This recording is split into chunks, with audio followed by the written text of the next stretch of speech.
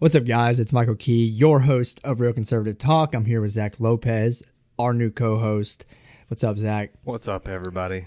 So, let me ask, how many people, when they're going to a restaurant, checks what chairs the restaurant has before they go? Now, I sure shit don't. I didn't. So apparently, and okay, let me disclose. We Zack and I both watched a Ben Shapiro reaction video, and it had this fat guy in his car talking about how sitting in a chair without worrying if it's going to break or worrying about what chair you're actually sitting in is a privilege. Let me tell you something. If you are going to a restaurant and you're worried about what kind of seats they have, or you're at the restaurant and you are worried about breaking the chair, you're too fucking fat. Like, being fat, I don't know where this came from, Zack, where being fat is less okay. I'm not saying to not be proud of who you are. Some people are just built bigger, okay? I understand it. Like, there were people that we played football with, offensive linemen, that were just big fucking people, right? But I don't remember any offensive linemen. Now, let me tell you, some of these guys are like 6'8", like 320, solid muscle, a lot of them. And I don't remember going to a restaurant and worrying about anything other than how much they're going to have to pay for this meal they're about to eat because of how much they eat. But breaking a chair, I don't remember any of them actually breaking a chair. Do you? No, nobody I've ever been around has ever broken a chair. So. At a restaurant, like, those are pretty reinforced. Maybe like some backwoods barbecue place that has some plastic chairs that'll break. But at a restaurant, if you're breaking a chair at a legitimate franchise restaurant, that is not the restaurant's fault. The restaurant should not have to accommodate you. Maybe, okay, let me take it back. Maybe like I don't want to say a McDonald's, because that's just definitely reinforced to McDonald's. Well, and you also need to remember that most restaurants you go to have booths. Yeah, like... It's not always chairs, so I don't know where that concern comes from. Yes, like, just choose a booth, dude. If you're breaking a booth, you got fucking problems. If you're breaking a booth, you just need to keep your ass at home and call, what is it, DoorDash. 600-Pound Life. They'll feed you. They will?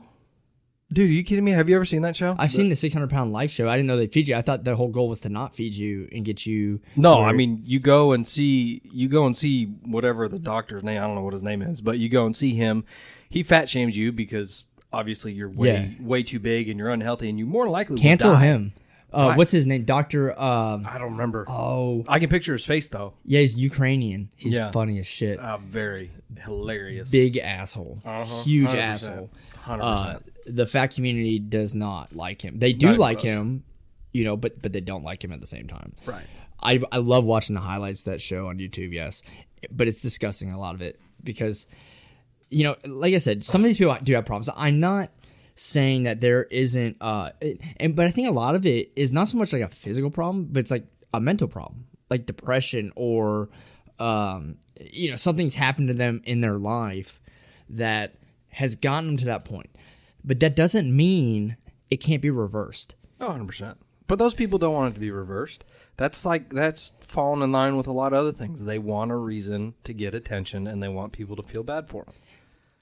Look, anyone who's an addict, I know, and I'm not trying to get personal or anything like that. So I have somewhat of like a soft spot for people who are addicts, but I don't feel bad for someone that isn't wanting to get help if they're actually wanting to change their life. Now, if you want to be fat, if you are okay with that, if like that is your thing, then by means, I'm all for it. Okay. But don't expect me to worry about the seats that I'm installing in my restaurant because your ass is worried about breaking my booth. In fact, I'm gonna make you pay for that shit. Like, you're costing me money now. Okay. And really, I mean, the amount of food that some of these people this is getting mean. The amount of food that some of these people probably eat at the restaurant would pay for the seat that they broke. Probably. But we'll see. And you know what? That's an interesting thing too sometimes, because a lot of these excessively overweight people, it's not necessarily that they're eating. I mean, granted, yes, it's a lot of food compared to what we eat, but it's not like they're eating just this overly massive, like strongman type quantities of food. They're just eating just shit food. Well, they're eating shit food, but they are eating. Have you seen on that 600-pound life what they eat? Like, and you know what it is? There's always an enabler. Yeah. In every one of them. That's the common variable. Yep. Is there's always an enabler. There's always that person, whether it be a friend, a sister, a brother, a fucking husband. And the husband or the wife, I don't understand that. Like, you always... And what's sad is it's usually a skinny husband or wife. Because those poor people are, like, malnourished because they ain't got no food because their fucking spouse is eating it all. But right. But, it's just as much their fault as it is the person that's eating. Oh, yeah. Because, like I said, I can understand that there are mental illnesses and things that, like, are the reason behind why someone could be eating like that. Yeah. There's, metabolism problems. There's a lot maybe that... you got depression and a whole bunch of other things. I agree with you. There are some issues, but at the same time, if they really cared about themselves and they really wanted to make a change, you could dig down deep personally and you can make a change. Yes, I 100% agree. So I told you before we started, one of my pet peeves, and I put this on Facebook. I have like a couple pet peeves, but my main one is seeing people at Kroger or a Walmart or something like that on the electric scooters that are able-bodied people. I can't stand it. Like, you have people, think about it, you have people who have been in an accident and lost a leg, or people who elderly people. Well, elderly people, or just for whatever reason need the scooter, okay? And I see some fat fuck, because they get out of breath walking around the store, they're going to jump on that scooter. You're the one that needs to walk around the store. That's right. You're right. Okay, and that is my ultimate pet peeve. And I'll never forget, one lady, I'm not going to say who it was, commented on the post and said, well, we can see you obviously don't understand and have a problem because, we can obviously see by your pictures that you don't have that issue. I'm like, bitch, that's because I run like 8 to 10 miles a day. Like, I'm doing something that keeps me from being like that. Now, preface that with the fact that he's not saying you have to run 8 to 10 miles every day. He's simply saying that you need to do some type of physical activity, whether that be walking, maybe a light jog, just something. And don't eat like it's going out of style. If you run 8 to 10 miles a day, you can kind of eat what you want. Oh, that's true. So if you wanted to reward yourself, now I'm not saying you have to do that, and not everyone's the same. It would be hard for me to find anyone that wants to run with me. I run by myself because I don't know anyone that runs that much, right? And everyone has their thing, but it's proven that exercise and activity it works. Our ancestors have been active since the fucking history of human beings, and we've gotten less and less active as time goes on. And you know who actually talks about this? Joe Rogan talks about this a lot, right? He talks about exercise, eating habits, taking the vitamins. Like, there's a reason why there's a $1 billion market on health. There's a reason why when you go to the doctor, they ask you on the paper when you're getting like a physical or something, how much do you work out? So, like I said, some people have physical inabilities, but when you see people who are, have no legs and they're just shredded and they work out all the time, I'm not saying you need to be like that. I don't understand because I have all my extremities, but it's not like it's impossible. Well, you know what? But all right, I like where you're headed with that, but let's throw this in there. Take somebody who has an actual physical disability, but they have all their limbs. We went to school with somebody like that in college, Cody Noyes. Yeah. Okay, he has cerebral palsy. That dude was one of the most active people I have ever seen. And he was in great shape. Yeah. But he had cerebral palsy, so he had a hard time using his extremities, but he found a way. Well, he made it work. Well, and now some people like that, like they have a goal and they have something to work towards. Like he wanted to build his muscles up, right, to be able to do things normally, but and push themselves. And there's a lot of people like that. Mm-hmm. Some people are just different. Not everyone is like David Goggins that can just, fucking gotta get up today and go run 100 miles. Like, you don't have to be like that. You don't even have to have that much drive, but you can walk down the street. Oh, yeah. Get a dog and go watch and see how much that changes your life when you go walk the dog. Don't just let the dog out. Go for a walk. Mm-hmm. But to sit on there, and this guy wasn't even fat before. He said, quote, on the little picture, if you read it, it said, "I didn't realize how much of a privilege sitting in a seat at a restaurant was until I got fat." And I'm just like, bitch, you could keep the privilege if you just didn't get fat. Oh, well, I don't have time to work out. Motherfucker, you're okay. Since I've worked in sales, the time thing was always one of the excuses people use on the phone. Like, hey, you're trying to set an appointment, like, blah, blah, blah. What's a good time for me to come out and meet with you? They'd be like, oh, man, I'm so busy and I just got the time. I'm just like, I've met very few people in my life that didn't have 30 minutes in a day to do something. Like, I have had days you work 12, 14 hours a day, and usually I will still go for like a 30-minute run. It's not about having the time. It's about having the desire to better yourself. And you know what else? A gym costs you money. Running is free. Walking is free. Oh, yeah. You don't have to have a gym membership to exercise. Yeah. You can do a whole lot of things to exercise. Hell, if you have stairs in your house, walk up and down the stairs a couple times. Do some push-ups and sit-ups. In commercials, simple. Do like 10 push-ups. Right. The excuse is always it's always an excuse. Excuses are like assholes. We all have one. We know this. And that's like a really true statement, though, because no matter what, especially with certain topics like exercise or something like that, we all have a reason why we couldn't do it today. I fall into the same trap. Last night, I was over here with Zach, got home late, like 10 o'clock. I went for a 40-minute run. I did 4.5 miles, all right? Just a nice run. And I ended up not getting to bed till 12, 1 o'clock. And, I try not to do that, but I needed to do it because I didn't run the night before. And I just felt like, I was like, fuck, like I need to go run. Right. You made your health at that point in time. You made it a priority. Mm-hmm. And you knew, I said, hey, I don't feel right now, and I know what'll help me feel better. I'm going to go for a run. I don't care what time it is. Yeah. And, people think like a runner's high is a myth. It's not. Mm-hmm. Runner's high is a real thing. It releases your endorphins. Working out is the same thing.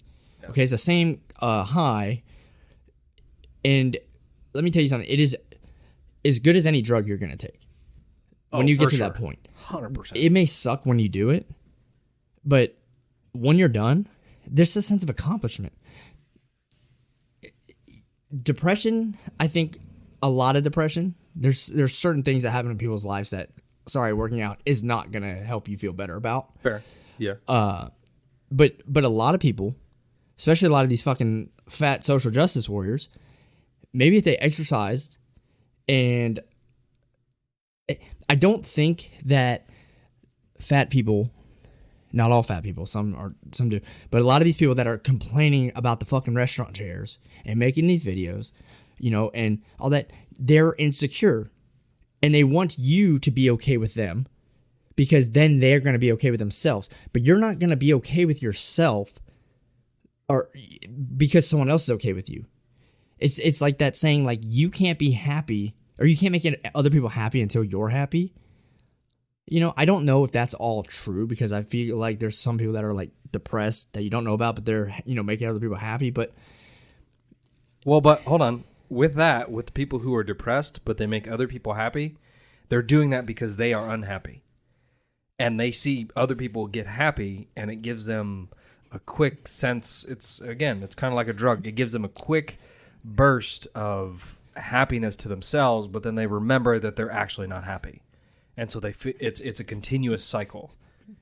Yeah. Well, and this is it's not going off topic. Like transgender people or someone who's gay.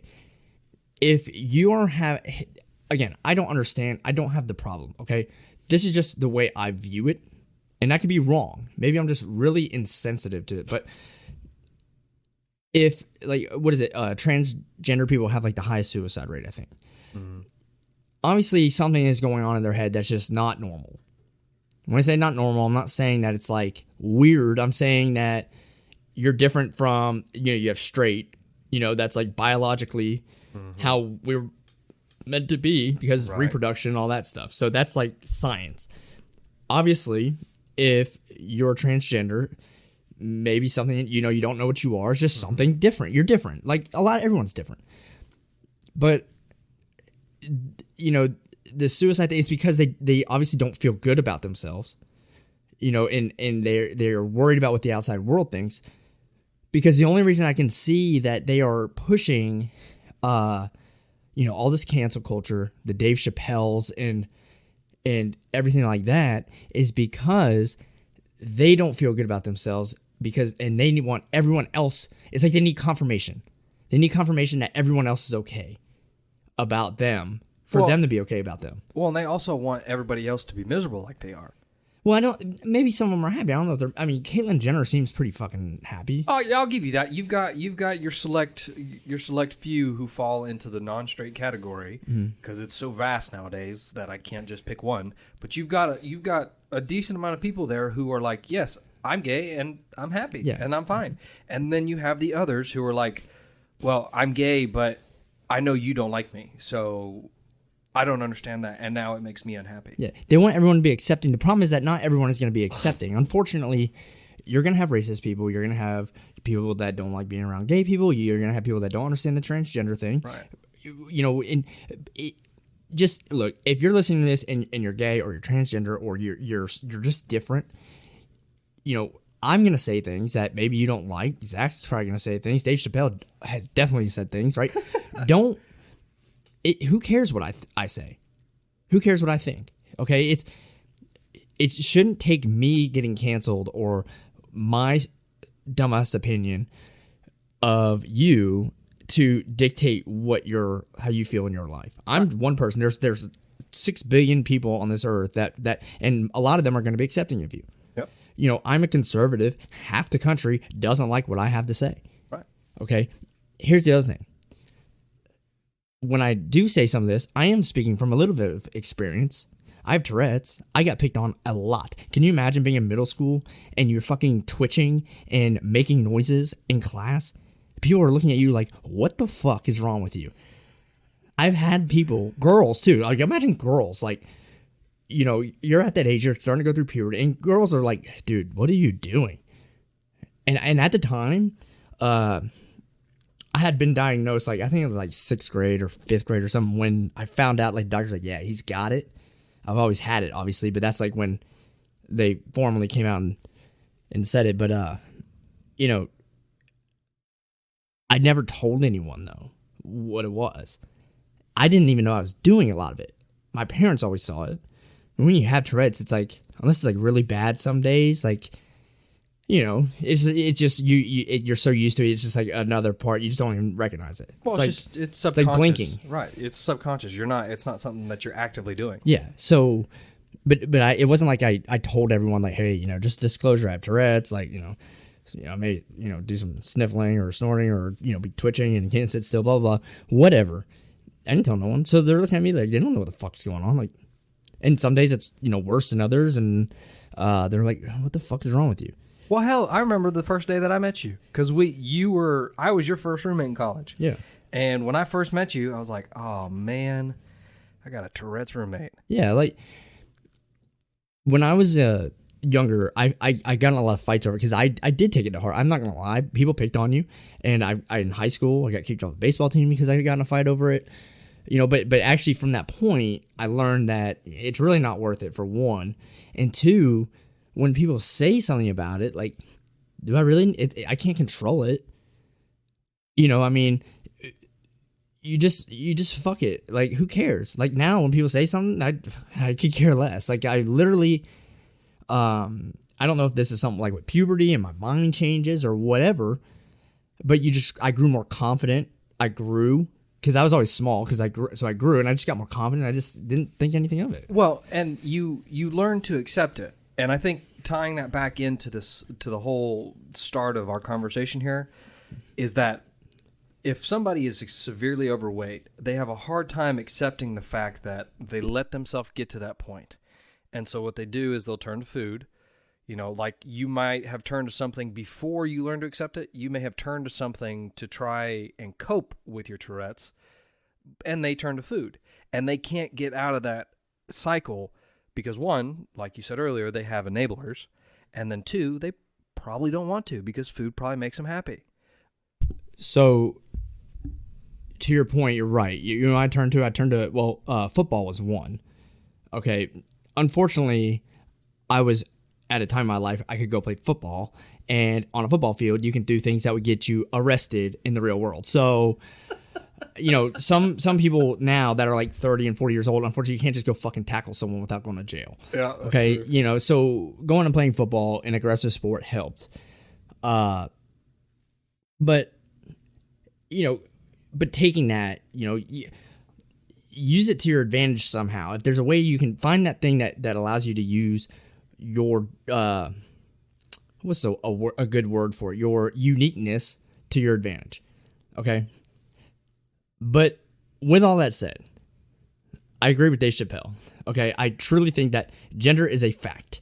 All right. It is a man or a woman, and biologically and scientifically. And what is funny is the people that are saying, oh, there's like 70 different genders, okay, that are denying the fucking science behind it, are the same people that want us to accept their science when it comes to climate change or coronavirus. And it's like, your science is fucked up on biology, something that we have known about since fucking Adam and Eve, and you want us to accept your science on extremely complicated issues, one being the climate, and we don't even have the technology to predict a fucking thunderstorm 4 hours beforehand. So you're going to tell me what the hell the climate's going to do in 10 years, but we can't predict where a hurricane is going to make landfall within a 100-mile radius the day before the storm hits, and what category it's going to be. Get the fuck out of here. Okay? Shut the fuck up. There's no way. Me being from Southwest Florida, I know from experience, we don't know what the fuck's going to happen. And here in Middle Tennessee, I have the worst meteorologist I've ever seen. Oh, it's goddamn could be snowing and below zero tomorrow, and that damn weather report says it is going to be 85 and sunny. Yep. Okay, so don't fucking start with me about how you know what the hell the climate's going to do. And there's just a whole lot in people who are unhappy with themselves and what they try to push on others that just doesn't make sense. Well, if you're going to accept science, if you're going to be scientifically based, like the Democrats are supposed to be that scientifically based, and the Republicans are supposed to be religious based, God, whatever. If you're going to be the scientifically based, then stick to the fucking science. So that means that there are two genders. You have men and women. Only women can have babies. Only women can produce milk. Because I saw a video, again, with Ben Shapiro with a fucking guy trying to breastfeed the baby, which is gross. It doesn't work. And then they said, yeah, we're also supplementing with formula. And Ben Shapiro is like, you're not fucking supplementing anything because you're not getting milk from you to begin with. You're fully feeding that child with formula, so it's not supplementing. Like, that is the whole meal. But, don't accept science if you're going to accept science, okay? Don't try to manipulate science saying that, there's like 45 different genders today. Tomorrow there may be 100. And climate change is fucking happening to the exact whatever. And coronavirus is blah, blah, blah, blah, blah. And I'm fat because science told me that I have no way to not be fat. I'm with you. I mean, the fat thing, like I said before, there are people that are built bigger, okay, that can work out all they want, and genetically they're just bigger. But you can be healthy. But there's a difference between being just bigger, like a naturally big person, like Judd, maybe, right? Like in college, he's a fucking big guy. Yeah. To being like 400 pounds. Well, not just 400 pounds, but a fat 400 pounds. Yeah, we're not talking about 7 foot Shaquille O'Neal 400 pounds. We're talking about like goddamn Fluffy the comedian 400 pounds. Okay. See, but what's funny is it's all personal choice. Because when you wake up in the morning, you're gonna be hungry. Around lunchtime, you're gonna be hungry. Around dinner time, you're gonna be hungry. Those 3 options right there. Mm-hmm. You have the option that some people, don't get me wrong, I like some fast food every now and then. A little Wendy's. Had some McDonald's this morning. That's right. That's what I'm saying. So people make personal choices saying, hey, instead of eating something healthier, which I know that you can go buy at a grocery store, I know you can. You can go buy a nice sub sandwich at a grocery store. They will go to McDonald's. They'll go to Taco Bell. They'll go to Wendy's. They'll go to Chris, whatever it may be. And they'll just eat junk food for 3 meals a day, every day. Well, like the people in my 600-pound life will literally wake up and have like 2 pizzas ordered. And they'll eat both large pizzas. And the enabler, whoever goes and gets it for them, won't eat shit. Like, I've seen some of them will actually eat healthy. Or will eat like a can of soup or some shit. And like I said, if you are enabling someone to do that, you're helping them kill themselves. You're a terrible person if you're enabling that. Like, if Britt or Katie blew up like that and was fucking laying down in a bed eating 5 pizzas a day, I would fucking leave them. Oh. No, I wouldn't leave them. I would. Well, after you've tried, if they're going to keep doing it. Yeah.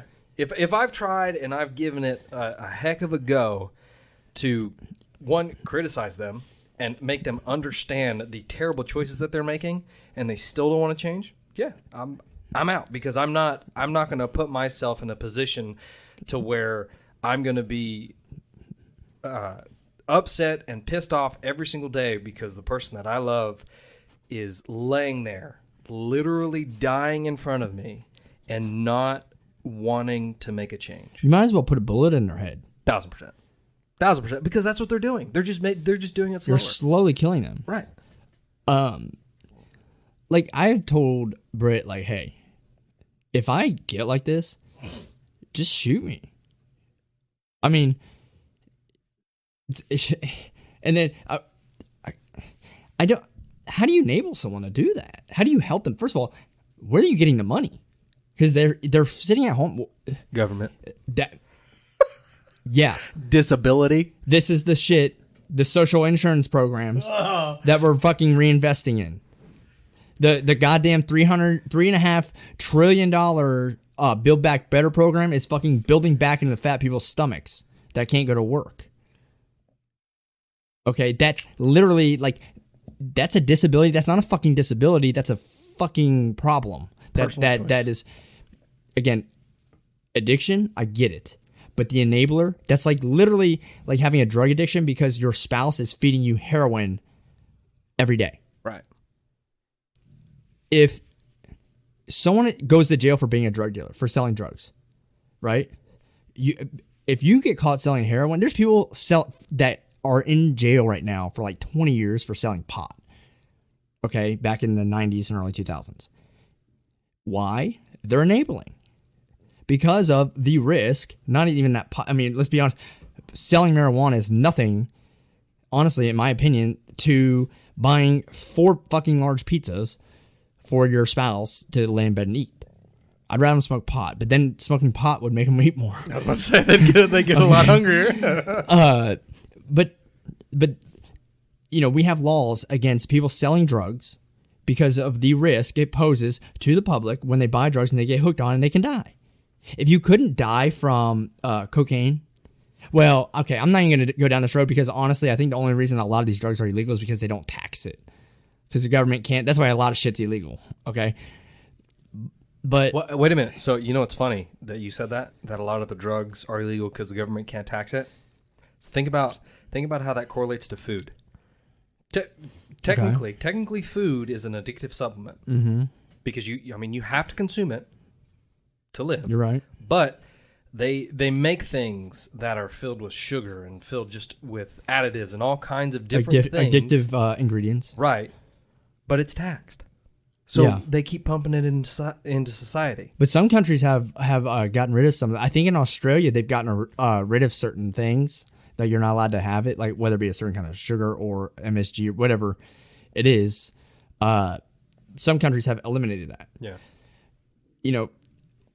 That's if I'm going to speak out against capitalism, maybe that's the argument you have. Like these fast food restaurants, it's all about making that shit fast, getting out the door, convenience, taste, making people want to come back. And health isn't a huge concern for them. Now I think that's changing because now you have like items on the menu that are like salad or I think I saw Taco Bell is actually supposed to be one of the healthiest fast food restaurants. It is, but check that again. So you said you see things on menus that are like salads. I'm going to take this as an example. Chick-fil-A. People love Chick-fil-A. Yeah. If you go to Chick-fil-A and you look at their menu and you go between the regular chicken sandwich that's fried and it's got that bun that's got the butter and all and that good shit. Oh, it's so delicious. And then you look at a salad. That salad is like double, almost triple the cost of a sandwich. Let me counter that. All right. As you know, back in like February, I made a huge I want to say choice because I've always eaten kind of pretty decent. Like I never had, I like fast food. Now, when I was working at the office and, go on meetings and stuff like that, you'd have lunch at a restaurant where, and maybe for lunch I wouldn't eat something as great. What I actually ended up doing was I stopped eating lunch unless I was with a client. Because when you're buying fucking people lunch every day, the shit adds up. Business write-off. But hey, that's why the government doesn't like me. But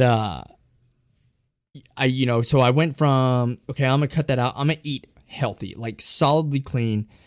And the first step to that was not eating out.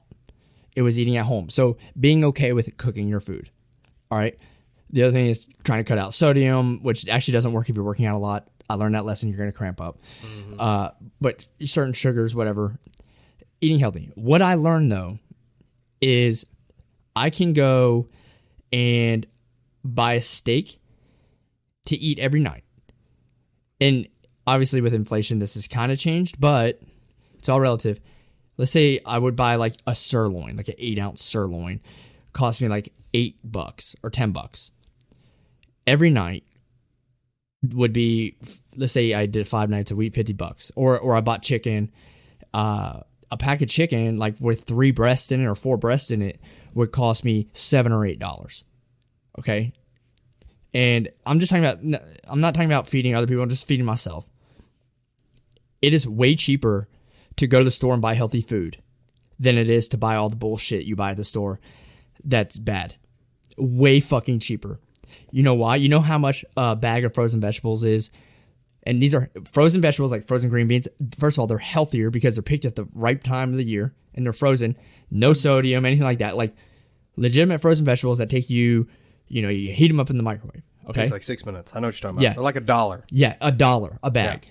And you can get a couple servings out of a bag. It's not just one serving. Yeah. Like so that one bag of like green beans or broccoli or spinach, I'll eat a lot of spinach out of it because in the frozen spinach is really good for you because you get more of it. cost me. So, all right, I can eat that for like 3 days, right? So that pack of chicken, a breast that I'll cook, say 3 breasts. And this is also with a dog that fucking eats a full, like, because I just have taco, hell, he gets spoiled, and I'll give him a fucking, part of the steak or chicken too. So he's eating some. It's almost like feeding another person, right? He loves it. Now, he didn't eat the vegetables, but that will feed me. And mind you, I'm running at this time 6, 7, 8 miles, 40 miles a week, and then maybe some other workouts. Also, doing a lot of yard work, like extremely active at this time. And I had lost 10 pounds, I think, over the period, in a month. I think I lost 10 pounds immediately. Bam, right off the back. And I don't have 10 pounds to lose. So a lot of that is a little bit of fat and water weight. Like I'm 165 to 170 pounds. I want to run, the marathon, I think my good running weight is about 163 pounds-ish, where I feel good. If I go below that, I start not feeling good when I run. And I noticed that. I feel like, I gotta have more. What you do have to run into when you're being that active is I found that there's not as many calories. You feel like you're eating more and you're getting full, but there's not a lot of calories. But it's way cheaper. It is. But then you're missing the point. You miss the entire selling point of fast food when you say that, because you're taking away the salt, you're taking away the sugar, and you're taking away everything that tastes good on food according to the people who eat that food. Because according to people who eat that food, the food that you just ate, I season the steak. I see. So I may have gotten rid of like some of the taste, like on the the vegetables maybe a little bland, but my steak is fucking A1, baby. Like straight up, I love it. I season the shit out of some fucking Lowry seasoning, some but salt and pepper. That's where I was going. So in their mind, they think, okay, healthy food, it's gonna taste bad, which is not the case. No. If you take the time and you learn how to make a decent meal, which at most, if you're making something for just yourself or maybe 2 people, you're talking maybe 30 minutes to an hour's worth of prep and cooking. And it's going to taste great if you take the time to learn, instead of taking that time to get in your car, drive to said fast food place, sit in the drive-thru, because those people ain't going in. We have DoorDash now, too, is a problem. Oh, yeah, I forgot about that. You can have shit food delivered straight to your front door. Yeah. But you're still having to wait. You still got to wait and it costs 20, money. 30 minutes. So right. if you, a $8 meal or $10 meal from Chick-fil-A, if you DoorDash it now turns into like $16, $17, up to $20. Right. If you're generous and tip like you should. Right. Okay, but so my meal was costing $10 total. You're spending $20. Well, now wait a minute. You said meal. It's not just one meal. You're getting, or are you talking about? No, you're right. If I'm eating down? Like chicken, well, I was saying if I eat a steak every night. If I'm eating chicken, I think that's, people are gonna be like, "Oh, he's got money. He's eating steak every night." No. If I eat steak every night, I'm spending way fucking less money than someone who is out picking something up on the way home. Right. Because you got to account for the gas too, right? But it's like, well, I'll spend that anyway because I'm driving back and forth to work. It's still, I promise you're going to save money. Right. And you're going to have better food at the house. Mm-hmm. Like the hardest part of a transition like that for me was you're a little bit hungrier more often because your body's using up those nutrients, I think. Well, you're not giving your body something to store. It's not sugar, sitting on you. Yeah. And I was probably a little bit hungrier because I was, how active I was. But if you're, I promise you, even if you're not active and you change that and you go start eating those vegetables and just a steak, right? And you can eat it. I mean, I'm talking about, I will load the plate up with a fucking sweet potato, a fucking, a bunch of green beans. The other thing that's a big thing is taking out like white grains, like white rice and white bread, and only whole grains. And it really doesn't taste that much different to me at all. But the whole grains are way better. They're healthy, heart healthy, everything. You can eat a lot of fats, healthy fats, avocados, chia seeds are great. And a lot of the stuff, like, I'm not a nutritionist. I literally went on just a basic research on, well, what's going to benefit me running wise, right? We all know that protein is good. Those fucking idiots that, I'm vegan or I'm going to eat that Beyond Meat. Okay, like, you do you, but... You need protein. You need protein. You need protein. If you don't want to eat red meat, get it from fish or steak. Or not steak, chicken. Yeah. Okay, or eggs. Yeah. But, eat oatmeal, eat beans. Beans have a lot of protein. Oh, yeah. But that's the other thing, too, is like the canned beans have sodium. I never realized the amount of sodium canned beans, so I'll buy like the non-sodium canned beans. What I will do, though, what I started doing, because you can't cut out sodium. I was cutting sodium out, and I was only using it on the steak. I was cramping up like no one's business. It sucked at night after I ran. So what I started doing is like, dude, get some when you cook the rice, some butter and some Lowry seasoning on the rice. I was about to say, you've got to have some way to retain water in your body. I love some Lowry seasoning. It really does. But it's cheaper. It is. That excuse, like I didn't know this. Like I always thought, like, it's so expensive to buy healthy food. If you're buying healthy food from like a Whole Foods or now you got to think about this too. Let's say not the Whole Foods place, because Whole Foods is, I agree, it's very expensive. The organic shit is going to be more expensive. 100%. But if you go to a grocery store and you see people who are eating healthy, if they're smart, you'll see them on the outside of the store. Yeah. But you see these other people who say, "Oh, I'm eating healthy," and they're sitting there in the frozen food aisles, and they're pulling out those pre-made meals that are frozen. The lean cuisines and all that's just packed with sodium and sugar and all that kind of stuff. But their labels are showing, hey, I think a lot of that may be portion size. There's not a lot to it. Yeah. So it could be portion. I'm not saying and a lot of the bad foods have good foods. Like McDonald's has a lot of vitamins in it. You have proteins, meat, right? You have so you can get some of that stuff from it, but you also have it's fried, it's unsaturated fats, saturated fats. One of them. Fuck, I know. But if you cut those out, and like I said, it's about a week of like, damn, I'm kind of hungry. Yep. Then get a healthy snack. What I do, I eat a lot of bananas and peanut butter. Yep. A lot. And so I feel like snacking on the banana and peanut butter was way better than snacking on, I like the banana chips, and they're like organic banana chips, but they have some sugar in them. Like, it was better than that. It was better than eating a fucking chocolate bar or ice cream or something like that. Now, I do drink chocolate milk after I run. Okay, I drink the shot of chocolate milk. But that's great protein. Yeah. And you're already doing enough to burn the sugar off that you're consuming from that. I eat a lot of fruit, but the problem with I think with nutrition is it's always changing. They're always finding new things. Like, I think I read something the other day that's like, your DNA can determine what diet you can be on. I'm not about all that. I'm not getting that deep into it. I'm literally just eating, beets. I never ate beets in my life until February. Beets are like the greatest fucking thing ever. Not because of the taste, but because of the benefits. Yeah. It's an immediate impact if you're working out, for one. And it's really not that bad. Like, I was a picky eater. I don't like, if I eat a hamburger, I eat that shit plain. I don't like ketchup. I don't like mustard. I don't like all that, right? Very basic. But like tomatoes, I don't like tomatoes unless it's tomato sauce on spaghetti. I could eat the shit out of that for some reason, but I hate ketchup. I can't stand regular tomatoes. I'll eat chili. We ate that chili last night.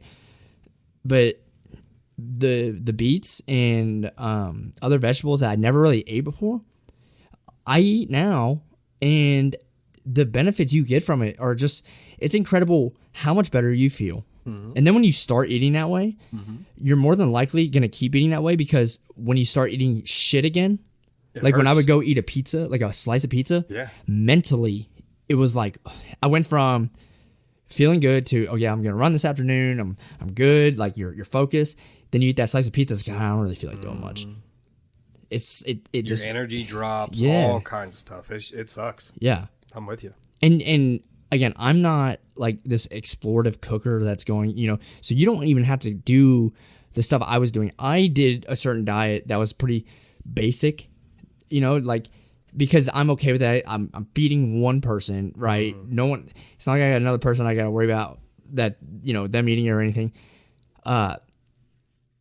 So there are recipes and stuff that you can go, and if you're okay with, like, you can go make good food that's seasoned and stuff that has a lot of health benefits. So don't think that what I'm saying is, hey, you got to do it. It doesn't have to be this dull, basic diet. Well, that's what I was getting at, is that if you cook food at home, you can still have some junk food. Like me, I'm a sucker for chips and salsa. Mm-hmm. I would eat an entire family-sized bag of chips and a giant jar of salsa. No questions asked. That's the snacks I replaced with the bananas and peanut butter. That's what I'm saying. So you replaced it. Yeah. But me, I don't want to replace it because I love it. Yeah. So I compensate that when I go work out. Mm-hmm. I do things to compensate for what I'm eating. But these people who are out there drinking a 2-liter a day, eating pizzas, eating ice cream, eating pasta all day long. If you cut out that fucking soda... Oh, changes your life. So, I've always been a runner since we graduated. Yeah. Even when we were in college, I ran. Yeah. Okay. More so when I started playing receiver. Mm-hmm. You know, I could always run, but that's when I started like running like miles, like you know, and I would go on, you know, where I go and I run a lot. Did the half marathon in 2018. It was 26, so yeah.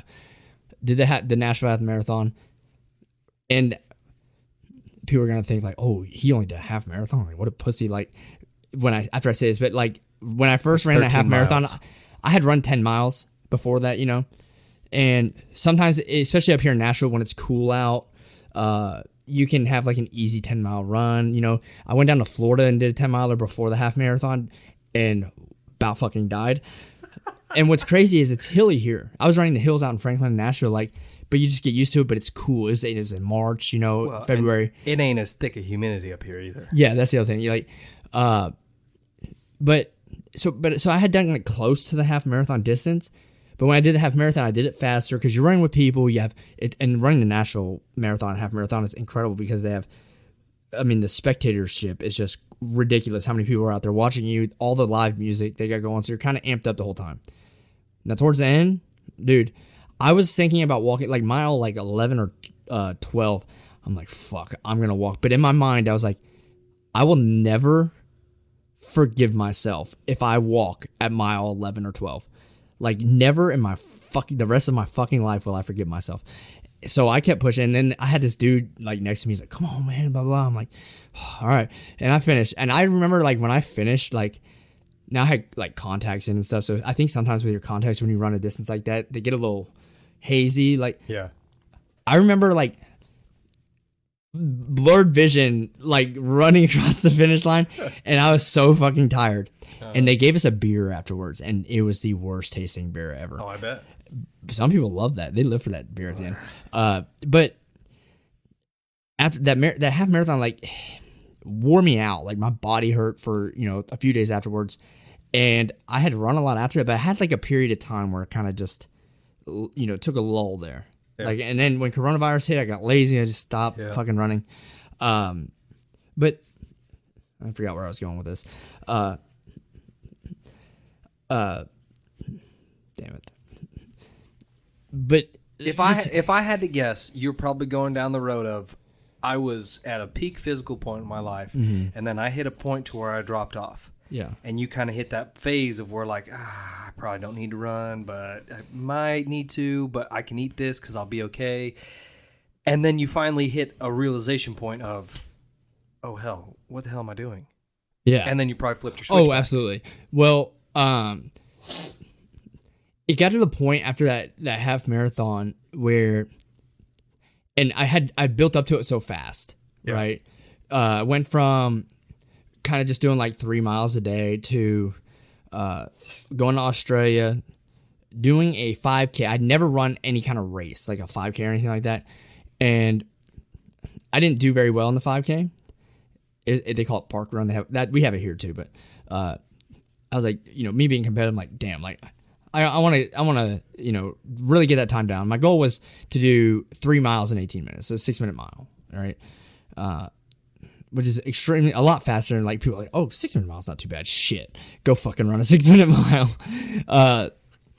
But I had kind of worked up to it real fast. I went, you know, did that, and then like came back in January, you know, mid to late January, and just started pushing it. Like, we had a treadmill at the office, right in a shower and everything. I come in 6 o'clock, run for 45 minutes to an hour on the treadmill, or go run. There's a loop at the office. There's like a 3-mile loop. I may do that. I've done 10 milers out there, whatever it was. I was really putting the miles in to go do that half marathon, and I had run that half marathon a lot faster than I had ever run the 10 miles. But one thing I didn't do is I didn't add the diet into it. I wish I did.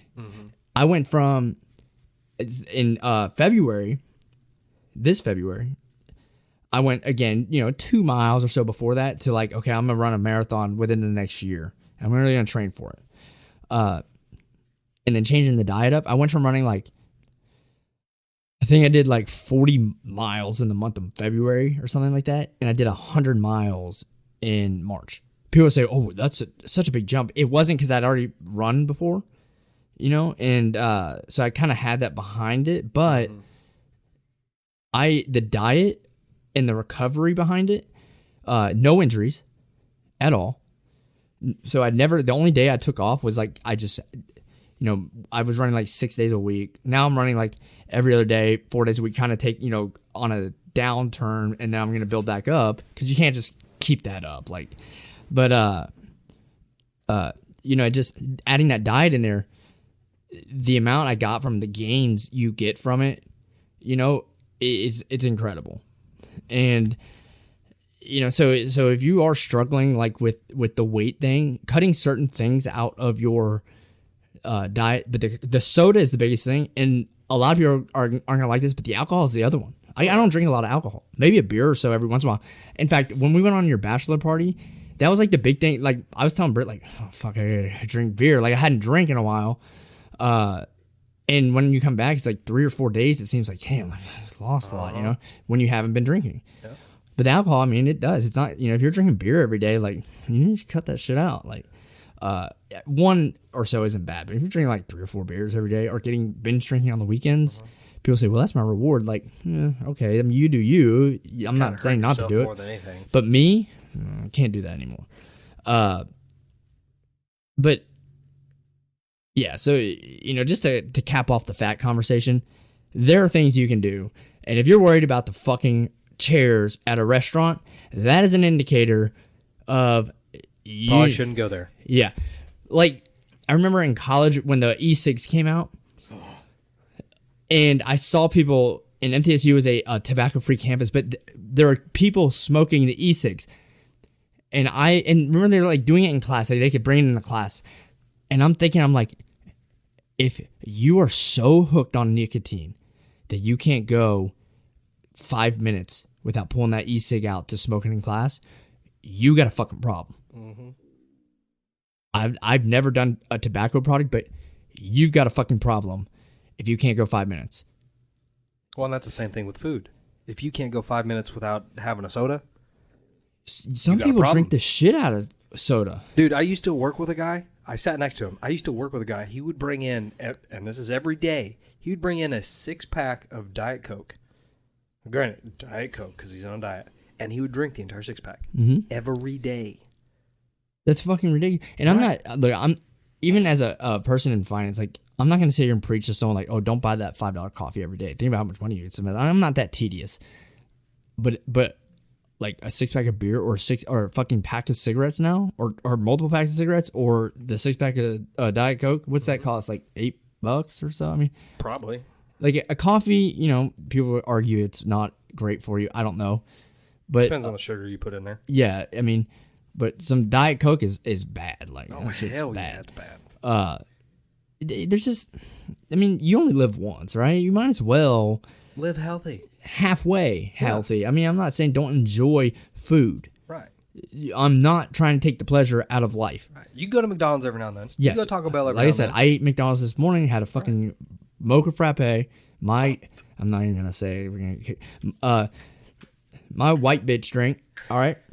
I like it. No shame. But, just but don't not make every a habit day for of it. every meal. Yeah. Right. And if you are, just make sure you're burning that shit off. Yeah. The next thing is, we kind of talked about this yesterday, the $3.5 trillion Build Back Better program. I'm reading the White House's economic report. Now, I get this information directly off the White House website. I'm not going to some fucking CNN or Fox or anything like that. I'm not getting the information from them. I'm doing my own analysis of what they are saying. The fucking economic board of the White House. Biden's cabinet members, okay?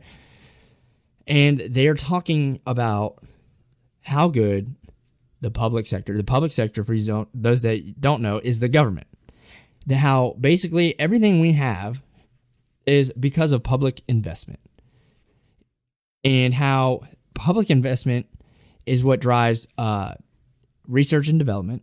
Now, granted that the military and NASA are responsible for a lot of the technological advances that we have in this world, okay? So I'm going to give them that credit. There's no doubt about that. But the only thing the government's really good for, like I've said, is killing people.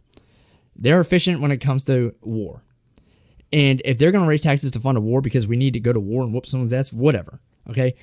But to tell me that you're going to raise my fucking taxes to fund some fucking 600-pound motherfucker that can't get out of bed so he can eat pizza and maintain a stupid lifestyle, that doesn't sit well with me, okay? If you're going to say we're going to fund them eating vegetables and we're going to force them to do it, fuck, all right, let's make some healthy people, okay? We're benefiting society. But a fucking welfare check for someone that doesn't want to go work is not benefiting society. You're just feeding the problem. And you're enabling you are no end. The government is basically that fucking spouse or that brother or sister that keeps feeding these 600-pound motherfuckers that are on TV, on TLC. That is the government. So if you couldn't ask for a better example. The fat person in bed, all right, is the needy people in society that are lazy and don't want to work, and the fucking person feeding them is the government. And where are they getting that money? They're taking it from the guy next door. And I'm not doing it. Like, if you're raising taxes and they're talking about, we're getting these taxes, we're going to tax the rich. We're going to tax the rich. We're going to use that money to reinvest it. I've never seen tax money reinvested unless it's to go to war. Okay? Or pay politicians. I haven't seen it. Social Security, it literally says that they're going to reinvest in Social Security. And that they said the problem is that is these plans that have done away with traditional pension plans and so and crush Social Security like the 401k. So they're down talking the 401k and saying that they need to invest in these social insurance programs. Fuck you. I have the numbers right here. Okay. If now 12.4% of your gross income, which is not the after-tax income, okay, it is the top. If you make $50,000, 12.4% of the $50,000, all right, not your take-home pay, is going to Social Security. You pay, if you're a W-2 employee, 6.2% of that. If you're self-employed, you pay the whole thing. If we did away with, like, Social Security and we took that 12.4% and invested that into a 401k, and said, okay, that contribution you're currently doing in your 401k, you just take home. All right, we're just going to reallocate the money that we're already fucking taking and putting into the 401k. Making $50,000 a year. And last time Zach and I had talked about this, and I had run it, and my numbers were a little different than the Social Security's because of assumptions. So the assumption is you get a 3% pay raise every year because of inflation. That's not necessarily happening, but the way they calculate your Social Security, they're assuming actually more than that. They're assuming like a 3.5% to 4% cost of living adjustment every year. Okay, so and they're saying that you're going to make that much more money too. That's how they're calculating your benefit in the future. So if you started out at 25 years old making $50,000 a year, funding Social Security, you're going to get a $6,300 a month Social Security benefit at age 66 when you get 100% Social Security. Now, they keep extending that age back. So, like, by the time, like, we're 66, the age to get all the Social Security is probably going to be, like, 70. Maybe even older than that. But if you did get that pay raise and you funded that 12.4% into the 401k, making the S&P average of just about 10% a year, you would have, at retirement... hold on. Let me change that number. You would have $4.1 million at retirement in a Social Security account. Or not a 401k account. 4.1 million. That you could pull out, if you pulled out 4% a year for retirement income, that would be $125,000 a year. So you would replace, if you got the 3% pay raise until age 66, it says that but the year before you retired, your salary would be about $163,000. So you'd be replacing 75% of your income. If you just had the Social Security at $6,300 a month, you're replacing less than half of your income. Because it's only like, what's that, $75,000 a year? Okay. So we're going to double it, your income. Then, taking out 4%, you're never going to deplete the balance of your 401k. Because 4% is a pretty conservative growth annually. So, that's why if you took out 4%, you're making 4%.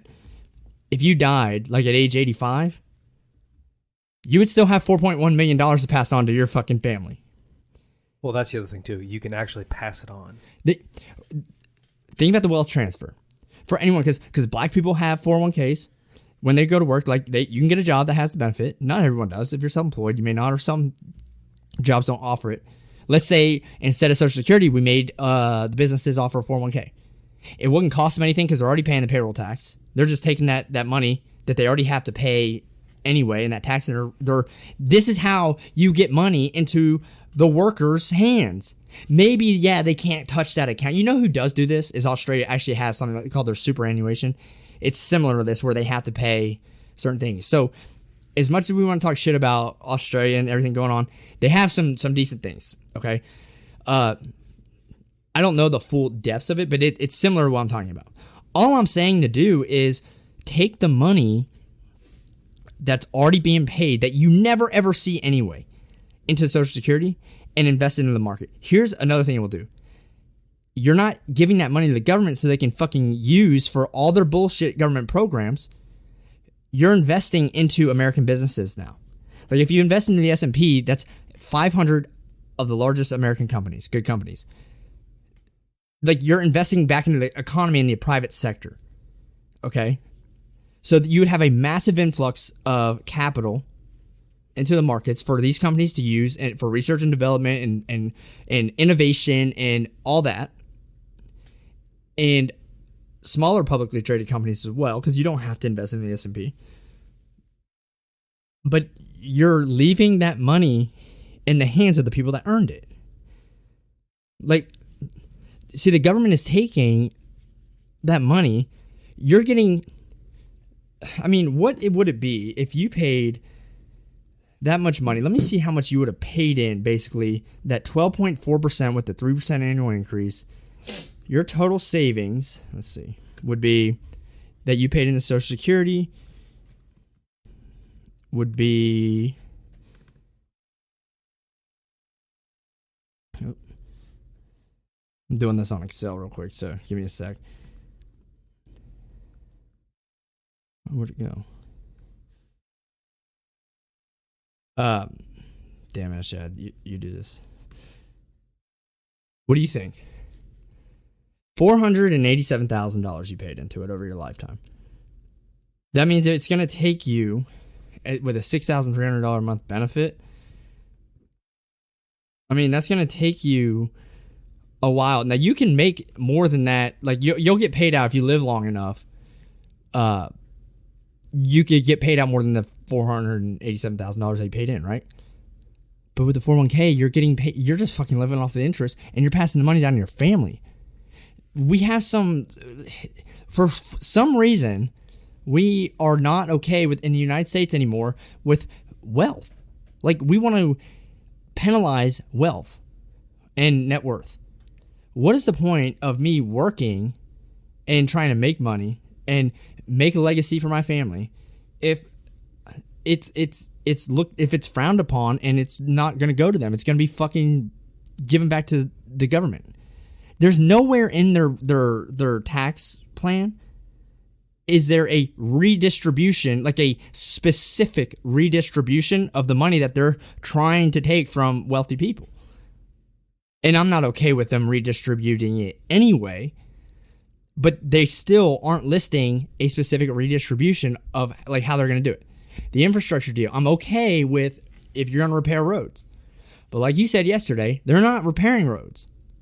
They're not doing that. The government is, what we're doing is we're assuming the government is an efficient entity, and it's not. It's extremely inefficient.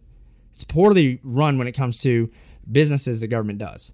Like the DMV, good example. And other ones, they work, like 6 hours a day. They have 10 kiosks and 2 are running. Okay. And now they also have the self-serve kiosk. But they still hire